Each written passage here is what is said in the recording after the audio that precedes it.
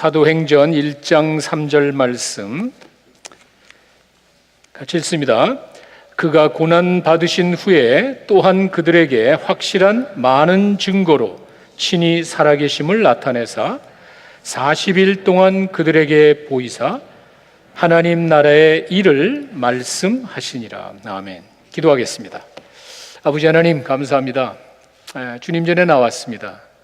이 자리가 주님 만나는 복된 시간 되게 해주시고 찬양 가운데 거하시는 주님, 우리 기도 들으시는 주님, 말씀 하나님, 예배가 이렇게 하나님을 깊이 체험할 수 있는 귀한 시간 되게 하시고 무엇보다도 저들의 무거운 짐이 덜어지고 아픈 마음, 상한 심령이 치유받고 회복되는 귀한 시간 되게 하여 주시옵소서. 주님 말씀 앞에 있습니다. 주님 말씀하실 때 주의 음성 듣고 기뻐하는 저희들 되게 하여 주시옵소서. 예수님의 이름으로 기도했습니다. 아멘. 초대 교회 시대에는요, 이 누가복음과 사도행전은 한 권의 책이었습니다. 그래서 룩엑스라 그래서 누가 행전 이렇게 불렸습니다. 그 이유는 하나입니다. 이 누가복음과 사도행전을 쓴 사람이 한 사람입니다. 누가가 썼기 때문에 초창기에는 이렇게 한 권의 책으로 이렇게 사람들에게 읽혀졌습니다. 근데 사실 이 누가는 여러분 아시다시피 우리 초대교회 역사 아주 중요한 인물입니다. 굉장히 중요한 인물입니다. 의사로서 사도 바울을 따라다니면서 복음 증거했고요. 또 초대교회의 중요한 두 가지 역사를 쓴 사람입니다. 그렇기 때문에 의사와 역사가로서 유명한 사람이 누가인데 왜 그러냐면요, 여러분 아시다시피 누가복음은 예수의 생애입니다. 예수님에 대한 이야기를 그래도 잘 정리해 준 책이 누가복음인데 누가가 썼습니다. 그리고 그것뿐만이 아니라 사도행전은 교회의 역사입니다. 이렇게 만약에 누가가 아니었다면요, 우리 기독교는 어쩌면은 동양 다른 종교와 별 다를 바가 없을 것 같아요. 교회가 어떻게 시작됐는지, 어떻게 퍼져나갔는지 알 길이 없습니다. 막연하게 우리가 느끼게 될 겁니다. 여러분 만약에 사도행전이 없다고 생각하면은요, 우리가 어떻게 신앙의 근거를 가질 수 있습니까? 예수님의 생애와 교회의 역사를 누가가 써줬기 때문에 초대교회의 누가의 위치는 굉장히 중요합니다. 네, 그 예를 들어서 저는 이제 예수 믿고 구원받아서 이제 성경을 읽어야 되지 않습니까? 그럴 때 저는 제일 먼저 권해주는 게 누가복음이에요. 마태마가 누가 다 있지만 요한복음이 있지만 그래도 누가복음이 초신자들에게는 제일 쉽게 예수님을 설명할 수가 있습니다. 이해할 수가 있습니다. 그러니까 이유가 있습니다. 누가복음 1장에 보면은요, 다른 복음서와 다르게 누가가 그 책을 쓴 목적을 분명하게 기록을 해줬습니다. 근데 보세요. 우리 중에 이루어진 사실에 대하여, 무슨 말이죠? 누가가 이 기록을 하기 전에 예수님에 대한 이야기가 있었다는 거예요. 누가가 그냥 혼자서 한 게 아니라는 겁니다.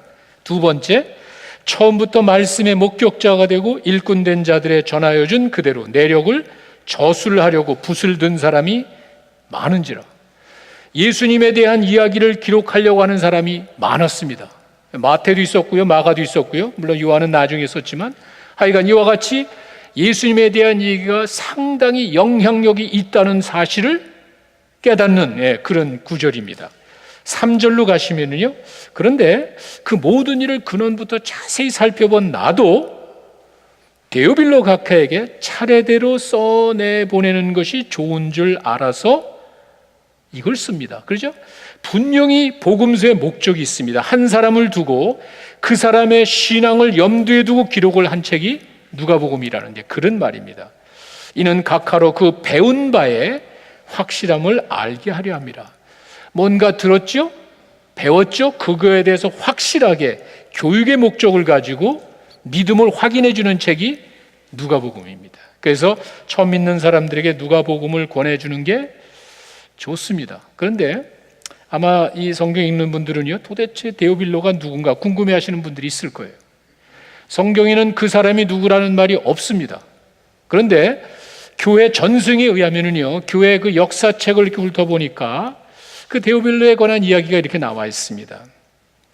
누가는 아시다시피 뛰어난 의술을 가진 크리스천 닥터입니다. 아주 유명한 닥터입니다. 그런데 그 당시 로마 황제의 친척으로 있는 아주 하이 랭킹 오피스, 그러니까 높은 자리에 있는 관원 한 사람 중에 이 데오빌로라는 사람이 있었는데 불치병이 걸렸어요. 이 사람이 병을 못 고쳐가지고 고생하다가 소문에 의해서 그 유대 백그라운드까지 누가라는 사람이 아주 신통하다 그러는데 그 의사를 좀 불러와라. 그래서 이 누가를 만나게 됐고, 누가는 그 데오빌로라는 사람에게 정성껏 치료를 합니다. 상당히 오랜 기간을 거쳐서 정성을 다해서 치료했는데, 치료만 한 것이 아니라 치료하는 과정에 누가는 자기의 신앙을 고백합니다.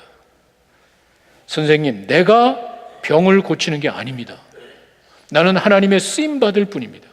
선생님이 만약에 예수님을 믿으면은 예수님께서 선생님의 병도 고쳐줄 수 있습니다 하면서 예수님에 대한 이야기를 쫙 했습니다. 신기하게 병이 났어요. 그 당시 로마가 전 세계를 지배하면서 그 피의 지배인들을 다 노예로 삼지 않았습니까? 이 누가가 노예였는데 자기 병을 고쳐준 그 대가로 노예 신분에서 해방시켜주고 로마 시민권을 줬습니다. 그렇게 로마에서 그렇게 아주 극적으로 치유를 받은 이 데오빌로가 나중에 누가하고 간택이 됩니다. 근데 누가가 뭐라고 얘기를 하냐면요, 선생님, 전에 제가 이야기해 준 게 있죠. 제가 그 이야기를 책으로 써서 선생님에게 보내드리겠습니다. 누가복음이에요. 이렇게 구체적인 목적을 가지고 한 사람의 신앙을 염두에 두고 기록한 책이 누가복음이기 때문에 누가복음을 사람들에게 전해주면 쉽게 이해합니다. 마태, 마가, 마태는 너무 어려워요. 마가는 너무 짧습니다. 요한복음은 또 좀 성경을 좀 미리 아는 사람 아니면 이해하기가 힘듭니다. 누가복음이 제일 좋아요. 그런 사람, 예수님을 잘 모르는 사람, 이방 사람에게 쓴 책이 누가복음입니다. 그런데 보세요.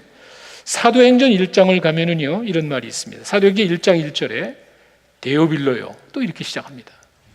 자, 처음에 데오빌로에게 예수님에 대한 이야기를 했는데, 두 번째 사도행전 1장 1절에 데오빌로요, 내가 먼저 쓴 글에는, 그죠? 누가복음이죠? 내가 먼저 쓴 누가복음 책에는 예수의 행하시며 가르치기를 시작하심에 대한 것이 있는데, 이제는 내가 다시 교회가 어떻게 시작이 됐는지를 소개하겠습니다. 이렇게 누가는 구체적으로 데오빌로라는 한 사람에게 예수님에 대해서 쓰고요, 그 다음에 교회 역사에 대해서 썼습니다. 만약에 누가가 아니었다면요, 사도행전이 없다면요, 우리는 에베소서, 빌립보서, 고린도서 이해할 근거가 없는 거예요. 이건 허공의 책이에요. 근데 누가가 바울을 쫓아다니면서 전도 여행을 통하면서 배우고 체험한 것들을 거기다 기록을 해줬기 때문에 기독교가 역사에 근거한 예수님의 역사와 또 교회의 역사, 이렇게 역사에 근거한 종교라는 사실을 입증해 주는 책이 누가의 책이에요. 누가 행전이었습니다. 그래서 이만큼 누가가 우리 기독교에 기여하는 바가 상당히 깊습니다. 교회의 역사, 예수님의 역사, 교회의 역사, 이 두 가지를 누가가 썼습니다. 그래서 저는 오늘 여러분들에게 누가가 쓴 두 번째 책이죠. 사도행전의 1장 3절에 보면은요, 그 책을 쓰면서 강조하는 게 있습니다. 고난을 받으신 후에 또한 그들에게 확실한 많은 증거로 나타났다, 이런 말이 있죠. 40일 동안 예수님께서 제자들에게 자기가 부활하셨다는 사실을 보여줄 뿐만이 아니라 확실한 많은 증거가 있었습니다. 여러분, 한순간에 반짝 나타난 게 아니에요. 예수님이 죽었다가 부활하신 것이 꿈속에서 나타난 게 아니에요. 여러분들이 믿고자 하는 마음이 없어서 그런 것이지, 예수님의 부활에 관해서는요, 성경에서 이렇게 40일 동안 수많은 증거로 예수님이 보여줬습니다. 그렇게 확실하게 입증되는 거예요. 그리고 특별히 사도행전은 예수님의 부활하셨다는 사실을 굉장히 강조하고 있습니다. 사실 그것이 사도행전에 나오는 제자들의 메시지의 핵심입니다. 예수님을 소개했는데 그 예수님이 죽었다가 살아나신 그 증거를 가지고 사도들이 나가서 증거했지, 그 사실을 몰랐다면요, 사도행전의 말씀 증거는 힘이 없을 거예요. 왜? 뭐 그런 얘기 누가 못합니까? 좋은 이야기 얼마든지 할 수 있죠. 그런데 그 예수님이 말씀하시고 부활하신 것을 이 사람들은 봤습니다. 확실한 많은 증거로 확인을 해줬습니다. 40일 동안. 그 내용이 사도행전에 나와 있습니다. 여러분, 부활하신 주님을 강조했다는 거는요, 여러분 그 사도행전 9장에 가면은 사울이 예수님을 만나는 장면이 있죠. 그게 대표적입니다. 왜 부활하신 예수님이 중요한지 그게 대표적인 말씀이 바로 사도행전 9장의 바울의 계정입니다. 이 사울이 계정되는 거 여러분 아시죠? 예수를 본 적도 없지만 그 허무맹랑한 그 예수를 따르던 그 사람들이 미워서 잡아다가 가두고 심지어는 죽이기까지 한 사람이 사울이었습니다. 그날도 마찬가지예요. 다메섹에 가가지고 사람들을 붙잡아다가 의기양양해서 가는데 갑자기 빛이 나타나더니 예수님의 음성이 들립니다. 이 바울이 얼마나 깜짝 놀라겠어요. 그러니까 이제 그 내용은 여러분들이 잘 아시니까 자세하게 설명을 하지 않습니다. 아마 바울이 마음속에 가슴이 철렁했던 게 있을 거예요. 도대체 누굽니까? 네가 핍박하는 예수야. 여러분, 바울은요, 예수님을 본 적도 없고 예수를 믿지 않을 뿐더러 미워하던 사람이에요. 나타난 거예요. 여러분, 이게 뭐 거짓말 하여튼 여러분 생각을 다 젖혀버리고 그냥 제 얘기를 그대로 들어보십시오. 내가 믿지 않은 정도가 아니라 내가 미워서 싫어하는 그 예수가 내 눈앞에 나타났단 말이에요. 어떡하겠어요? 여러분 한번 생각해 보세요. 부활하신 예수님이 사도행전에서는 그렇게 중요한 거예요. 그냥 예수님 증거한 게 아니에요. 나는 믿지도 않고 보지도 않고 미워하고 아주 핍박하던 그 대상자가 나타났단 말이에요. 어떻겠어요? 도대체 누굽니까? 이놈아, 네가 핍박하는 예수야. 아마 사울이 가슴이 철렁했을 거예요. 그렇게 예수님을 만났어요. 예? 부활하신 예수님이 왜 사도행전에 중요하냐면 이와 같이 사람들의 마음속에 예수님을 믿지도 않고 미워하는 그런 사람들에게 직접 나타난 거예요. 그렇게 예수님 자신이 나타났다는 말입니다. 사도행전 9장 2절에서 5절에 나와 있는 그 내용을 가만히 살펴보면은요, 죽었고 예수님이 죽었고 자기가 믿지도 않고 미워하는 그런 예수가 나타난 거예요. 이거는요, 이건 정말 사울에게는 보통의 사건이 아니었을 겁니다. 이렇게 사도행전의 핵심이 부활하신 예수님입니다. 그것을 봤기 때문에 확실한 증거로 수많은 증거를 봤기 때문에 사도들이 뛰어나간 거예요. 우리가 봤어. 단순히 깨달은 예수님의 말씀이 아니야. 우린 그 예수님을 봤어. 그 죽었다 살아난 그 예수님을 봤어. 500명에게 동시에 나타난 그 증인들이 옆에 있잖아요. 그렇게 기독교의 복음이 퍼져나가기 시작했습니다. 재미난 거는요, 예수님이 공생에 시작하시기 전에 40일 동안 광야에 있었습니다. 사탄에게 40일 동안 끌려다니면서 유혹받고 시험 받은 것 같지는 않고 하여간 40일 동안 광야에서 금식하면서 준비했습니다. 그 가운데 물론 사탄의 시험도 받았고요, 예수님이 받은 그 소명이 확실한 입증해 주는 사건은 아니었어요. 하여간 그런 40일 기간을 예수님의 공생의 시작 전에 준비했습니다. 지금은요, 자기가 승천하고 이 세상을 떠나기 전에 40일 동안 제자들을 또 준비시킵니다.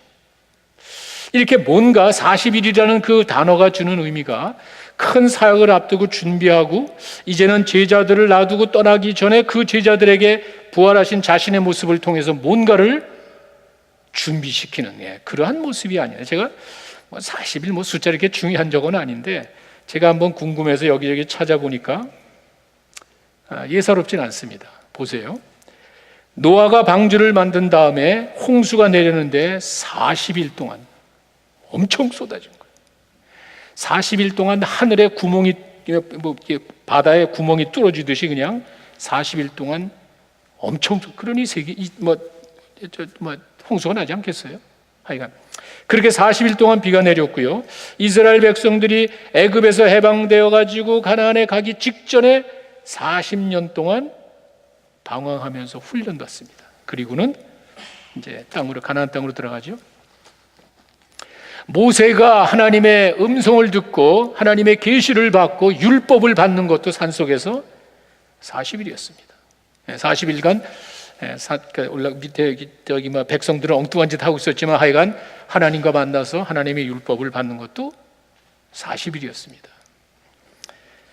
자, 이제는 한 2년 정도 지난 다음에 가나안에 거의 갔는데 백성들이 궁금하니까 한번 정탐을 해봤으면 좋겠어. 그래서 미리 가나안 땅을 쭉 돌아봤는데 이것도 40일이었습니다. 또 여러분 엘리야가 850대 1의 싸움에서 이기고 난 다음에 그 이세벨이라는 그 성경이 제일 무서운 여자가 죽여버리겠다고 그러니까 막 무서워서 도망가죠. 광야에서 그냥 나 죽겠다고 그냥 나 그냥 죽여달라고 그러죠. 그럴 때 하나님께서 아니야 뭐 떡도 먹이고 물도 먹이고 그 다음에 40일 동안 광야를 달려서 호렙산에 가죠. 또 다른 사명을 받죠. 이것도 40이었습니다. 우리 기독교 전통에는요 사순절이라 그래서 부활절 이전에 주일을 뺀 40일을 경건하게 보냅니다. 이렇게 40일이라는 그 단어가 주는 의미가 상당히 큰데 예수님은요 자기가 그냥 떠난 것이 아니라 그냥 몇 번에 걸쳐서 깜짝 쇼하듯이 푹 나타난 것이 아니라 무려 40일간을 다니면서 확실한 분명한 많은 증거로 제자들에게 보여주고 하나님 나라의 일을 이야기했대요. 여기 마지막 나와 있는 단어가 그거죠. 3장 마지막 그들에게 보이시며 하나님 나라의 일을 말씀했다 이렇게 나옵니다. 제가 오늘 여러분들에게 제목을 그래서 하나님 나라의 일 이렇게 잡아봤고요. 그게 뭘까? 왜 하나님 나라를 강조했을까? 이것을 한번 생각해 봤습니다. 여러분 아시다시피 하나님 나라라는 주제는요 구약에서는 미래 사건이었습니다. 그죠? 다윗의 후손에게 그 왕권을 허락하시고 다윗의 후손이 이 세상을 통치할 것을 분명히 이야기했습니다. 미래적인 사건이에요. 예수님 시대에 오니까 이것이 이루어진 사건으로 소개를 합니다. 이게 도대체 무슨 의미가 있을까? 여러분 우리 기독교는요 계시의 종교라고 그러죠. 여러분 꼭 기억하십시오. 그냥 믿으면 돼. 절대로 그렇게 하지 마세요. 절대로 내가 주일날 예배 가가지고 도장 찍고 오면 된다는 생각을 버리세요. 미신입니다. 이런 계시가 없는 하나님의 말씀이 없는 종교에서는요 그냥 열심히 정성껏 믿으면 되는 거예요. 지성이면 감천이기 때문에 내가 어떻게 살건 간에 열심히 내가 믿으면 신이 감동해서 내 손 들어준다는 게 미신이에요. 우리 기독교는 그게 아닙니다. 성경을 읽다가 궁금하면은요 씨름해야 되는 거예요. 가만히 있어봐. 구약에는 하나님 나라가 미래인데 예수님 시대에는 이게 이루어진 사건이야? 이게 뭐지? 고민을 하셔야 돼요. 절대로 그냥 넘기면 안 되는 거예요. 하나님 우리를 자기의 형상대로 만들었기 때문에 하나님의 말씀이 확실하게 깨달아져야 믿음이 실천되어지는 거예요. 만약에 그런 것도 없이 하는 건 믿음이 아니에요. 내가 확실한 깨달음이 없이 여러분 한다는 건 믿음이 아니에요. 그래서 우리는 성경을 볼 때 어려우면은요 고민하세요. 책을 찾아보고 질문하고 그 주제 가운데 하나가 하나님 나라예요. 근데 오늘 1장 3절에 보니까 하나님 나라 이렇게 제가 여러분 강조하는 이유가 있습니다. 마태복음 3장 1절에 가시면은요 예수님이 사회 공생을 막 시작하실 그때 그 요한이 한 이야기가 있습니다. 그 침례 요한이 이렇게 그때 세례 요한 침례 요한이 이르러 유대 광야에서 전파하여 가로되 회개하라 천국이 가까웠느니라. 우린 여러분 난 감동도 없는데 없을 수밖에. 이게 무슨 관계야? 유대인들은 그게 아니에요. 말라기 이후에 거의 400년 동안 하나님의 말씀이 끊어졌습니다. 그동안 하나님의 통치가 어떤 형식으로든 이어져 오다가 선지자를 통해서 계속 이어져 오다가 말라기로 딱 끝나더니 무려 400년 동안 하나님의 말씀이 없었습니다. 그런데 갑자기 요한이 나타나가지고 준비해 너희들 하나님의 나라가 지금 다가오고 있어 빨리 준비해 라고 이야기하니까 유대인들이 깜짝 놀란 거예요. 요단강 사방에서 몰려들었다고 그러잖아요. 이 사람들에게는요 이렇게 하나님 나라라는 것이 유대 백성들 머릿속에는 사라지지 않는 거예요.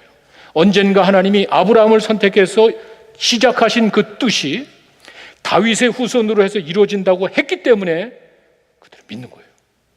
언젠가 하나님이 이 땅에 메시아를 보내가지고 메시아의 도래라고 그러죠. 메시아가 이 땅에 와서 하나님의 통치가 이루어질 걸 이 사람들은 믿고 있었던 거예요. 그런데 요한이 갑자기 회개하라, 천국이 다가오느니라. 이 사람 제사장 아들입니다. 이 사람이 막 그렇게 이야기를 하니까 깜짝 놀라는 거예요.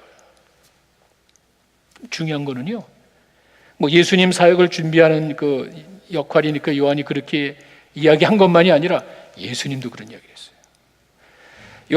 마태복음 4장 17절에 이때부터 예수께서, 예수님입니다, 요한이 아닙니다, 예수께서 비로소 전파하여 가라사대 회개하라, 천국.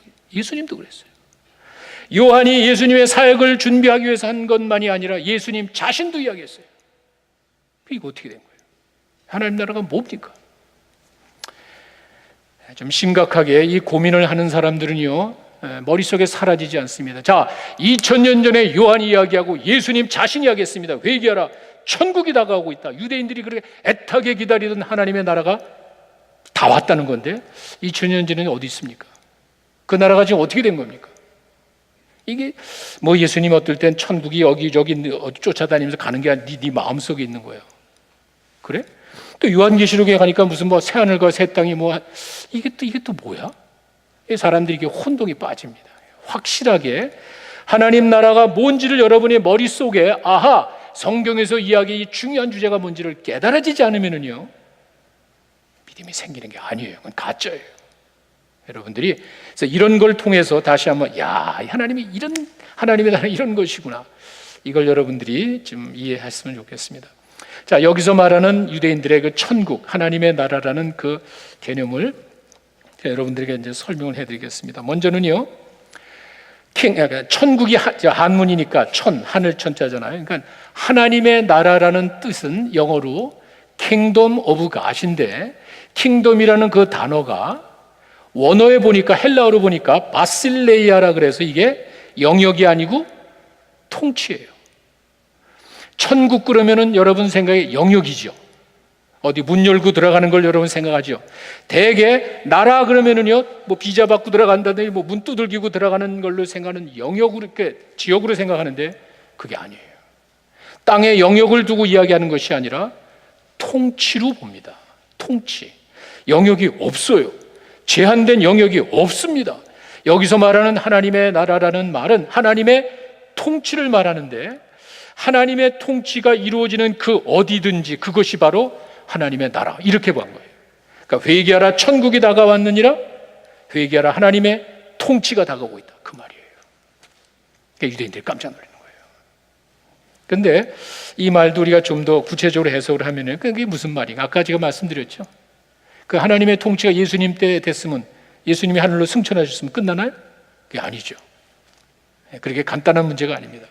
자, 회개하라, 천국이 다가왔느니라고 했을 때 그 하나님의 나라라는 게 하나님의 통치고요. 이 통치는 예수님에 의해서 시작이 됐습니다. 그건 맞는 거예요. 예수님이 가는 그곳에 하나님의 통치가 이루어져요. 막 귀신이 쫓겨나고 병든 자가 일어나고 막 기적이 나타났습니다. 예수님이 하늘로 승천하시는 다음에 끝났습니까? 아니죠. 예수님이 성령을 보내준다고 약속한 거예요. 내가 떠나는 것이 더 나아. 왜? 나만을 통해서 나타나는 게 아니라 이제는 하나님의 영받은 모든 사람을 통해서 나타날 거야. 그죠? 기적에는 목적이 있죠. 깜짝 쇼가 아니라 그랬죠. 하나님의 말씀을 입증해 주기 위한 기적은 그 당시 사도들에게는 필수적이에요. 사도들이 나아갈 때 그 성령이 내리면서 똑같은 하나님의 통치가 사람들에게 이루어집니다. 자, 예수님에 의해서 시작이 되고 성령에 의해서 이루어지고, being fulfilled by the Holy Spirit, 이게 교회 시대예요. 지금은 성령을 통해서 하나님의 통치가 우리 각 사람에게 이루어지고, 이게 끝인가요? 아니죠. will be consummated. 이제 미래에 완성됩니다. 이게 이제 요한계시록에 나오는 새하늘과 새 땅이 그거예요. 그때는 온 세상을 통치하는 하나님의 통치가 마지막 때 이루어지는 거예요. 다시 예수님에 의해서 하나님의 통치가 시작이 됐고요, 예수님이 떠나신 다음에 성령에 의해서 지금 이루어지고 있고요, 미래에 완성되어지는 것이 하나님의 통치예요. 이런 개념을 놓고 보니까 2000년 전에 시작한 하나님의 통치가 지금도 이루어지잖아요. 여러분과 나의 삶 속에서 하나님의 통치가 이루어지고 있는 줄로 믿습니다. 성령 때문에. 우리는 성경을 그렇게 해석을 합니다. 여러분 사도행전 28장 31절에 가시면은요, 사도행전 28장 31절 제일 마지막 구절에 가면은요, 마지막에도 사도행전의 마지막에도 하나님 나라가 로마에 전파된 것을 이렇게 이야기합니다. 근데 복음이나 다른 말로 쓰지 않고 하나님의 나라래. 비록 다른 지역에 있지만 그 지역에서도 하나님의 통치가 이루어지고 있다는 그 말이에요. 자, 그러면 하나님 나라의 일이란 뭘 말하는 것일까? 제가 고민하다가 한 두 가지를 생각해 봤습니다. 첫째는요, 하나님 나라의 일을 이야기하셨는데, 첫째는 개인의 삶 속에서 하나님의 통치가 이루어지는 것, 이거예요. 다시 말씀드립니다. 예수님께서 40일 동안 제자들에게 하나님 나라의 일을 이야기하셨다는 것은요, 나 개인의 삶 속에 하나님의 통치가 이루어지는 것을 강조하셨다는 그 말이에요. 왜 그런지 아세요? 우리 예수 믿는 사람들이 하나 좀 소홀히 하는 게 하나가 있습니다. 저도 그 중에 하나 책임이 좀 있다고 저는 봅니다. 그게 뭐냐면요, 예수 믿는다는 그 사실이 너무 쉽게, 너무 간단하게 전해진 것도 있는 것 같아요. 다시 말씀드립니다. 제가 예수 믿고 구원받아서 하나님의 자녀가 되고 영생을 얻은 거는요, 예수님이 나의 죄를 위하여 내 죄를 위해서 대신 돌아가시고 나를 구원해 주신 구세주만이 아니라 내 삶의 주인으로 모시는 거예요. 성경에 분명히 나타나 있습니다. 로마서 10장 9절과 10절에 있는 말씀은 여러분이 잘 아시죠? 로마서 10장 9절에 이렇게 되어 있습니다. 내가 만일 내 입으로 예수를 주로 시인하는 거예요. 내 삶의 주인으로 시인해야 되는 거예요. 그리고 또 하나가 뭐죠? 또 하나님께서 그를 죽은 자 가운데서 살리신 것을 내 마음에 믿으면, 내가 구원받아서 하나님의 자녀가 된다는 것은요, 내 죄를 위하여 돌아가신 예수님, 내 삶의 주인, 이걸 우리가 약하게 생각한 것 같아요. 내 삶을 통치하는 그 예수님을 우리가 소홀히 한 것 같아요. 내 성경은 분명히 죽은 자 가운데 살신 예수님을 나의 구세주뿐만이 아니라 내 삶의 주인으로 입으로 시인하여, 10절에 그렇게 나오죠. 9절에 시인하며 또 하나님께서 그를 죽은 자 가운데 살리신 것을 내 마음에 믿으면 구원을 얻으리니, 말로 말하는 게 아닙니다. 내 마음에 믿으면 구원을 얻으리니 사람이 마음으로 믿어 이루고 입으로 시인하여 완성되는 거예요. 그런데 여러분 한번 생각해 보세요. 예수님을 주인으로 영접한다는 게 뭐지? 그 개념을 우리가 알아야 돼요. 예수님을 나의 구세주로 영접한다는 건 너무도 잘 알고 있습니다. 왜? 내가 주인이니까 나 죄를 위해 돌아가신 예수님을 내가 영접하는 건 너무도 당연한 거예요. 나를 위해 대신 수도 없이 들었기 때문에 예수님이 나의 구세주가 되신다는 건 너무도 잘 아는 사실이에요. 근데 예수님이 나의 주인이 내 삶의 주인이 된다는 말이 뭐죠? 하나님의 통치를 말하는 거예요. 다시 얘기해서 내가 예수님을 나의 구세주로 영접할 뿐만이 아니라, 여러분, 예수님이 과연 여러분 삶을 통치하고 있습니까? 이게 중요한 거예요. 하나님 나라의 일이라는 것은 우리 개인의 삶 속에 하나님의 통치가 이루어져야 돼요. 내 개인의 삶 속에 예수님을 주인으로 고백하고 그 예수님을 순종하며 따라가는 삶이 나타나야 된다는 거예요. 사도행전은요, 그것이 처음부터 시작이 돼요. 처음부터. 사도들은 그 사실을 증거하면서 핍박을 받습니다. 그 예수님을 고백하는 것 때문에 피 흘렸습니다. 고백하는 거예요. 그것이 너무도 소중하기 때문에 내 삶의 구세주가 되시고 내 삶의 주인이 되십니다. 이거는요, 하나님의 통치가 내 삶 속에 이루어지기를 원하는 그 마음은요, 변할 수가 없는 거예요. 신앙생활의 기본은 나 개인의 삶서부터 시작이 됩니다. 개인 신앙 고백이라는 건 다른 게 아닙니다. 하나님의 통치가 내 삶 속에서 이루어지는 거예요. 나 개인의 삶 속에서 이루어져야 돼. 내 개인의 삶 속에서 이루어지지 않은 하나님의 통치가 어떻게 가정에서 나옵니까? 생각해 보세요. 나 개인의 삶 속에서 일어나지 않는 하나님의 통치가 어떻게 교회에서 일어나겠습니까? 생각해 보세요. 어떻게 내 개인의 삶 속에 예수님을 주인으로 고백하며 하나님의 통치가 이루어지지 않는데 이 나라가 어떻게 바뀌겠냐는 말이에요. 생각해 보세요. 하나님의 통치가 나 개인의 삶 속에서 시작되는 것은 신앙의 기본이에요. 주기도문에 뭐라고 얘기합니까? 예수님이 기도를 가르치시면서 마태복음 6장 10절에 가면은요, 나라가 임하시오며 뜻이 하늘에서 이루어지는 것 같이 땅에, 이거는 수도 없이 매일 우리가 부르짖는 거예요. 나라가 임한다는 게 뭡니까? 백악관이 하늘에서 내려오는 건가요? 그게 아니잖아요. 내가 그렇게 예수님이 가르치는 주기도문을 수없이 고백하면서도 이게 딴 생각하는 거예요. 무슨 말이죠? 나라가 임한다는 거예요. 그건 똑같은 단어입니다. 나라라는 건 통치입니다. 하나님의 통치가 나에게서 이루어져서 하나님의 뜻이 하늘에서 이루어진 것 같이 이 땅에서 이루어지기 원해요. 이게 크리스찬이에요. 하나님의 뜻은 선하시고 온전하기 때문에 내 생각보다 낫습니다. 그 사실을 인정하는 거예요. 그래서 내 삶 속에 하나님의 통치가 이루어지도록 허락하는 거예요. 이게 예수님을 주인으로 영접하는 거예요. 과연 내 삶 속에 그런 하나님의 나라가 이루어지고 있는지, 뭐 어려운 얘기는 아니잖아요. 내가 예수님을 구세주로 영접하고요, 예수님을 나의 주인으로 영접하면 그 주인이 네 세상에 어떤 일 다 하나님께 주관해 주실 텐데, 과거에 구원받은 것뿐만 지금서부터 앞으로의 모든 삶도 인도해 주실 것 아니에요. 그걸 믿는 게 얼마나 우리에게 큰 힘이 됩니까? 그렇게 예수님의 통치가, 예수님의 삶이, 예수님의 주인 되는 그 주 되시는 그 삶이 내 삶 속에 이루어지면 어떤 일이 일어납니까? 간단합니다. 골로새서 3장 23절에 가면은요, 이런 말이 있습니다. 우리가 무슨 일을 해도 죽게 하듯 한대. 죽게 하듯. 나에게 주어진 일은요, 내 안에 예수님이 하시는 거잖아요. 그렇잖아요. 우리가 적어도 그런 기본적인 의식이 있어야 되는 거예요. 나에게 주어진 일은요, 죽게 하듯 최선을 다하세요. 여러분, 요셉이 그저 자기 일에 충실했습니다. 요셉이 남의 나라 팔려갔지만 그냥 하나님의 자녀로서 그냥 열심히 충성되게 여자가 유혹하는 거 떼버리고요, 내 일을 충성하게 했습니다. 보디발이 복을 받잖아요. 여러분 어떻게 생각하세요? 내가 그냥 크리스천의 삶을 그냥 깨끗하게 사세요. 거짓말하지 마세요. 내가 밖에서 나타나는 내 삶의 모습과 이 자리에서 나타나는 모습이 똑같아야 되는 거예요. 왜? 예수님이 내 삶에, 예수님이 내 삶의 주인이 되고 하나님의 나라가 내 삶 속에서 이루어졌는데 어찌 그럴 수 있냔 말이에요. 요셉이 충성되게 사역을 하니까 그 여자가 유혹하는 것도 물리치고 그저 자기 일에 그냥 최선을 다하니까 옆에 사람이 복을 받잖아요. 하나님이 원하시는 그거예요.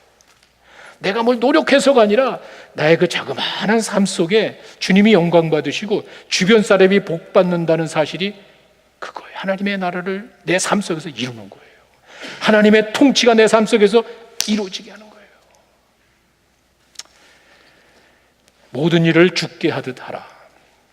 그러면 이 사회가 어떻게 되겠어요? 생각해 보세요. 에베소서 4장 29절에 가면 좀 더 구체적으로 이야기합니다. 이게 뭐 대단한 일이 아니거든요. 하나님의 통치가 내 삶 속에 나타나면요, 더러운 말 하면 안 되죠. 그렇죠? 내 안에 계신 주님인데 덕을 세우게 좋은 말을 쓰세요. 그 다음에 선한 말을 하여 듣는 자에게 은혜를 끼치는 거예요. 왜? 내 안에 하나님의 통치가 이루어지니까. 뭐 어려운 적은 아닙니다.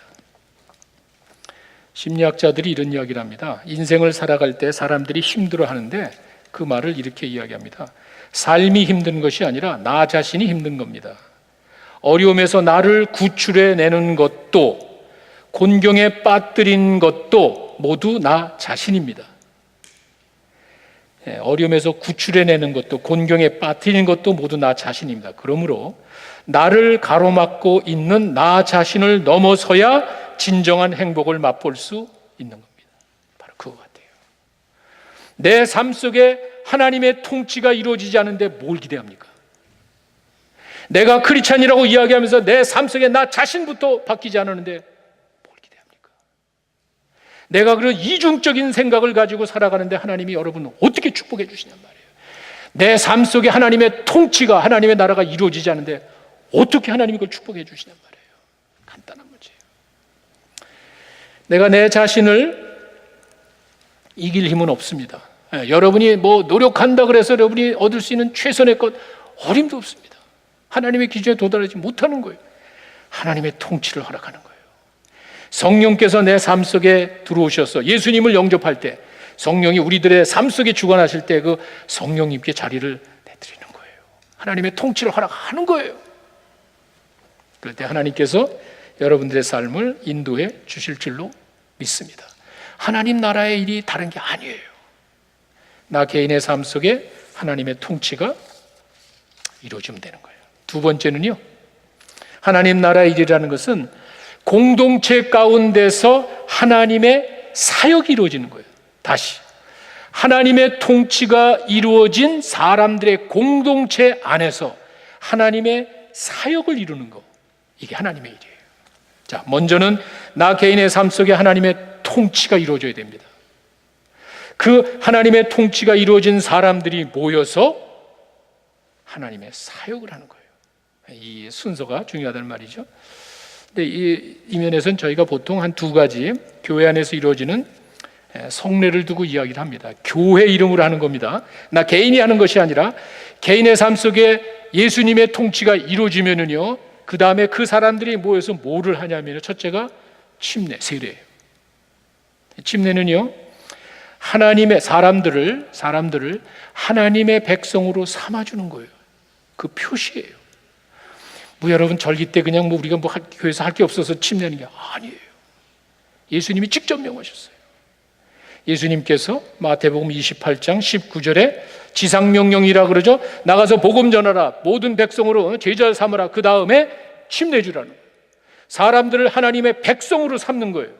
신앙 고백한 사람에게 하나님의 자녀됨을 확인해 주라는 거예요. 그거 아니고 어떻게 합니까? 예수님은 하나님은 알죠. 여러분 마음 중심을 보면 알죠. 하나님께서는 아무런 부족함이 없기 때문에 전혀 문제가 없지만 옆에 있는 사람은 모르잖아요. 이게 크리스찬인가? 모르잖아요. 그때 그 사람에게 세례, 침례를 베풀어서 그 사람으로 하여금 하나님의 백성이 되게 하는 의식이 침례예요. 교회에서 하는 거예요. 이렇게 교회적으로 이와 같은 하나님의 통치가 이루어진 사람들이 모여서 이와 같은 하나님의 백성을 삼는 침례 의식이 교회 안에 있고요. 두 번째는 주의 만찬입니다.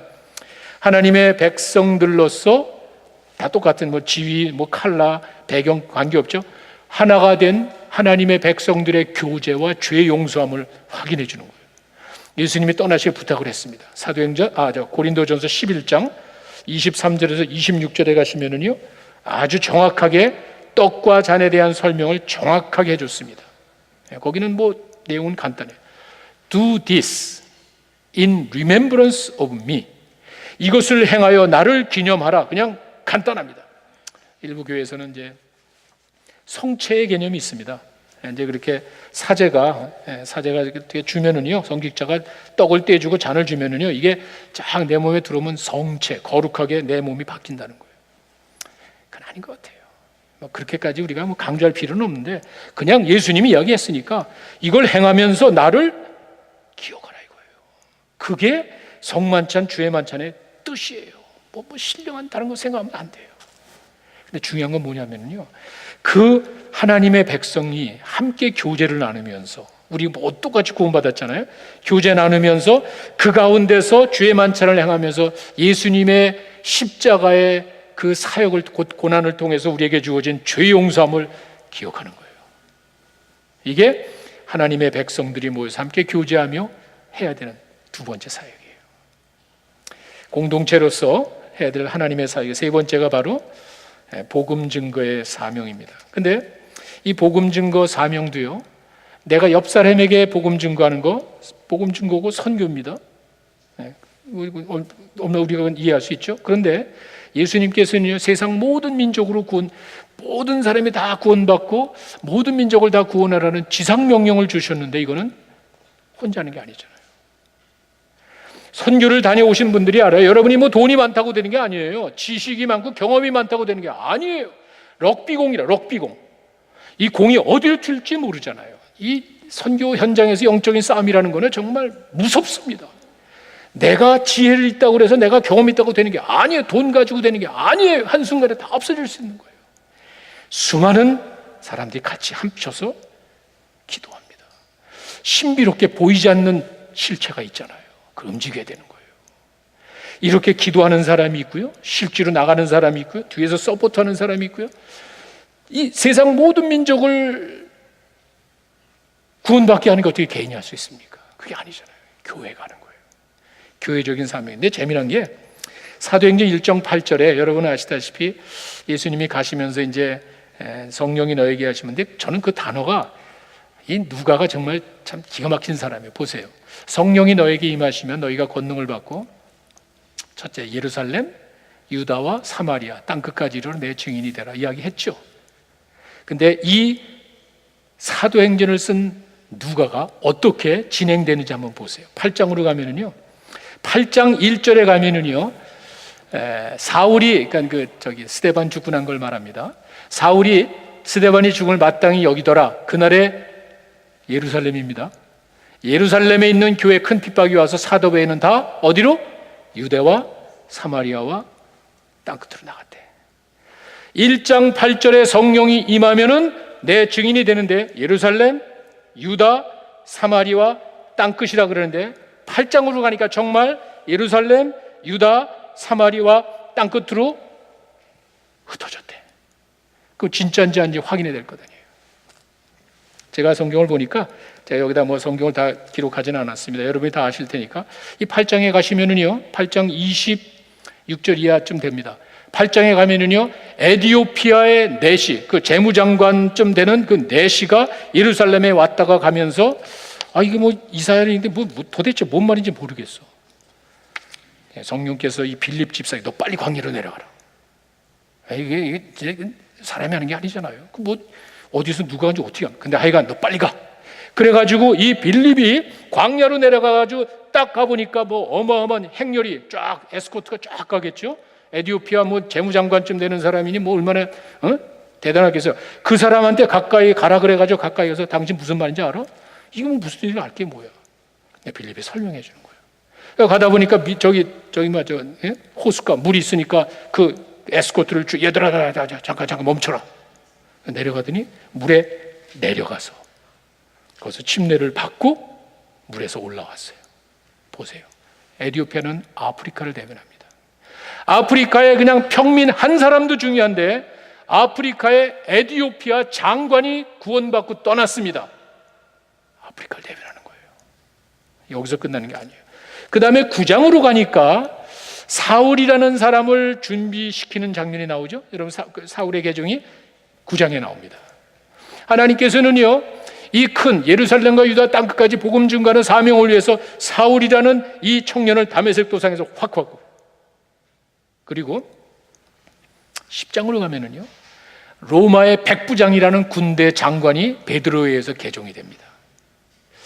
여러분 한번 생각해 보세요. 8장에는 아프리카 사람의 대표하는 장관이 개종됐습니다. 9장에는 사도 바울이 준비를 합니다. 개종됐습니다. 그 다음에 10장으로 가니까 로마에서 파송한 백부장이라는 군대 장관이 베드로에서 개종이 됩니다.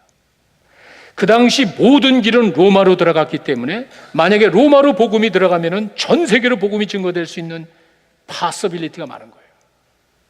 성경이 자세한 이야기는 하지 않지만 그래도 뭔가 연결되지 않겠어요. 그리고는 11장으로 가면은 이방 지역에 한 교회를 세웁니다. 준비합니다. 안디옥이라는 지역에 이 사울이죠. 사울과 바나바가 가더니 1년 동안 막 열심히 성경 가르쳐서 그 이방 지역의 사람들이 인정을 받는 거예요. 예수쟁이네, 크리스찬이네, 이런 인정을 받습니다. 그리고 난 다음에 12장으로 가면은 야고보가 죽습니다. 선교가 쉽게 되는 게 아니라는 거예요. 하나님의 복음 전하는 게 좋은 일이라니까 항상 좋은 일이 있는 게 아니에요. 나쁜 일이 있을 수 있는 거예요. 피 흘려야 되는 거예요. 여러분과 나를 구원하기 위해 예수님이 피 흘리신 거예요. 우리가 그 사명을 이룰 때 피 흘려야 되는 거예요. 야고보가 순교당합니다. 그리고 13장으로 가니까 드디어 그 안디옥 교회에서 사울과 바나바가 최초의 선교사로 이방 지역에 복음 증거를 나갑니다. 자, 제가 13장까지만 말씀드린 게 우연인가요? 여러분 한번 생각해 보십시오. 8장에서 그렇게 아프리카 사람이 대표되는 장관이 구원받았습니다. 10장에는 로마의 장관이 구원받았습니다. 11장에 가니까 이방 교회가 철저하게 말씀으로 준비하고 있습니다. 그리고는 그 이방 교회에서 선교사가 파송됐습니다. 그리고는 복음이 퍼져서 여기까지 온 거예요. 사도행전 1장 8절의 말씀이 이루어진 줄로 믿습니다. 이 사도행전 28장 16절에 가면은 바울이 로마에 들어갔다는 기록이 있고요. 로마에 들어간 다음에 마지막 31절에 가면은요, 하나님 나라가 전파됐다가 아까 제가 말씀드렸죠. 이렇게 바울은 자기가 의도하지 않았지만 가고 싶어도 못 갔는데 할 수 없이 재판받기 위해서 로마로 들어갔습니다. 가만히 있었겠습니까? 바울이 로마 들어가서 그냥 가만히 있었겠습니까? 로마로 들어간 복음이 돌고 돌고 돌아서 지금 여러분과 나에게까지 임한 줄로 믿습니다. 하나님의 일은요, 하나님의 통치가 이루어진 개인들이 모여서 이제는 하나님 사역에 대해서 침례와 주의 만찬과 선교를 통해 하나님 나라의 일이 이어져 가야 된다는 사실을 예수님이 강조한 거예요. 전 세계를 복음화하는 게 어떻게 우리 개인이 할 수 있습니까? 우리 개교회가 어떻게 그 일을 합니까? 안 되는 거예요. 개신교회 가장 큰 교단이지만 저는 남침내교를 정말 사랑하는 이유가 딱 하나 있습니다. 다른 거 없습니다. 감리교회나 장로교회는요, 교회 예산이든지 아니면 교회 여러분 머리 숫자당 얼마씩 교단에다 돈을 내야 되는 거예요. 분담금이 정해져 있습니다. 침례교회는 그게 없어요. 선교헌금밖에 없습니다. 그리고 내가 알아서 전 세계 복음하는 그 IMB 국제선교부에 내가 헌금 내면은 액수는 관계없어요. 1%, 2%, 5%, 10% 아무 관계없습니다. 여러분이 선교에 동참하겠다 그러면은 그 사람을 남침내 교인으로, 남침내 교회로 인정해 주는 거예요. 그런데 오늘 여러분 이제 그 라팀은 헌금 봉투를 여러분들에게 이제 드리는데, 라팀은 크리스마스 오프닝이라는 거는 우리 남침내 교회에서 하는 외국 선교헌금입니다. 우리 외국 선교사들이 약 4,500명에서 5,000명이 나가 있는데요, 4,500명에서 5,000명 한 사람당 평균 1년 비용이 5만 불이 넘습니다. 저희 교회에서도 두세 유닛이 나갔습니다. 그리고 내셔널 골이 라팀은 오퍼링이 이게 다음 주 12월 4일에 한 주에 사실 하는 건데 저희는 그 다음 주에 하잖아요. 뭐 넉넉 잡고 12월 한 달로 보시면 됩니다. 내셔널 골이 155 밀리언이에요. 1억 5,500만 불이 한 달에 그냥 들어옵니다. 예산에 정해진 게 아니에요. 안 보낼 수도 있는 거예요. 우리 교회에서 돈이 없으면 안 보내면 되는 거예요. 정해진 게 없습니다. 그럼 여러분 한번 생각해 보세요. 얼마나 불안합니까? 하나님의 일을 해야 되는데 그 뭐 경제적으로 안 주면 헌금이 줄을 수도 있고요. 교회가 뭐 좀 어려우면은 헌금 안 할 수도 못 할 수도 있잖아요. 그런데 우리는 그냥 정해진 거 없이 한 달 동안 라틴 선교사의 그 뜻을 기려가지고 한 달 동안 헌금해서 그냥 있는 돈 그대로 모읍니다. 이게 140년 동안 남침내교의 선교 헌금에 기초된 거예요.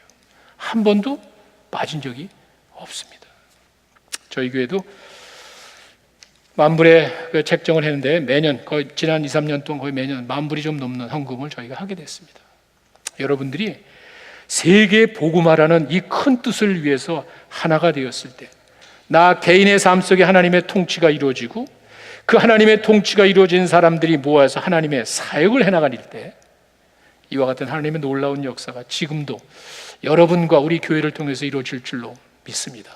하나님 나라의 일은 바로 그거예요. 나 개인의 삶 속에 하나님의 통치가 이루어져야 되는 거예요. 우리 공동체 안에 하나님의 사역이 이루어져야 되는 거예요. 이와 같은 하나님의 사역에 하나님의 통치가 이루어져서 하나님의 사역에 매진할 때 하나님이 영광 받으시고 여러분에게 귀한 은혜 풍성하게 채워주실 줄로 믿습니다. 기도하겠습니다. 아버지 하나님 감사합니다. 우리의 배경은 다 다르지만 우리는